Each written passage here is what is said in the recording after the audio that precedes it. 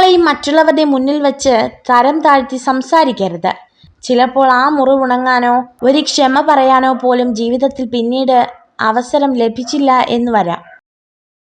ഒരു ചെറിയ കാര്യത്തെ ഒരുപാട് വാക്കുകളിൽ പറയരുത്. എന്നാൽ ഒരു വലിയ കാര്യത്തെ ചുരുങ്ങിയ വാക്കുകളിൽ പറയാൻ പഠിക്കണം. അവനവന് ജീവിക്കാനുള്ള സാമ്രാജ്യം സ്വയം നേടാത്ത ആരും സ്വതന്ത്രനല്ല. അതുപോലെ തന്നെ സ്വയം ആജ്ഞാപിക്കാൻ കഴിയാത്ത ഒരു മനുഷ്യനും സ്വതന്ത്രനല്ല. വരുന്ന ഓരോ ദിനങ്ങളെയും പ്രതീക്ഷയോടെ സമീപിക്കുക. പ്രോത്സാഹന വാക്കുകളും പ്രചോദക പ്രവൃത്തികളും ജീവിതത്തെ ഉത്തേജകമാക്കട്ടെ.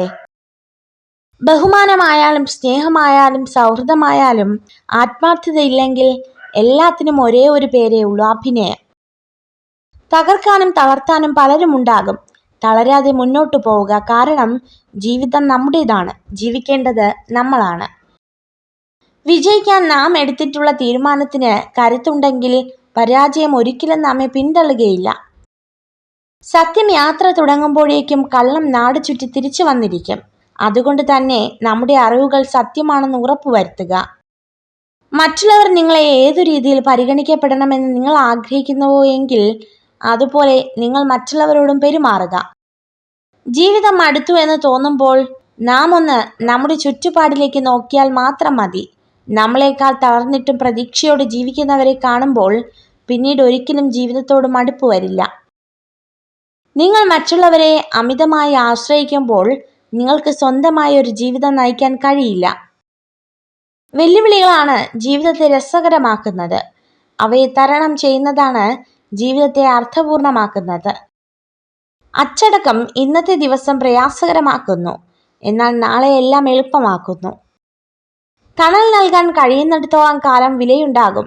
അത് കഴിഞ്ഞാൽ ഒഴിവാക്കപ്പെടും. അതിപ്പം മരമായാലും മനുഷ്യനായാലും. നിങ്ങളിൽ കുറച്ച് കാര്യങ്ങൾ പൂർത്തീകരിക്കുന്നവൻ കുറച്ച് ത്യാഗങ്ങൾ സഹിക്കണം.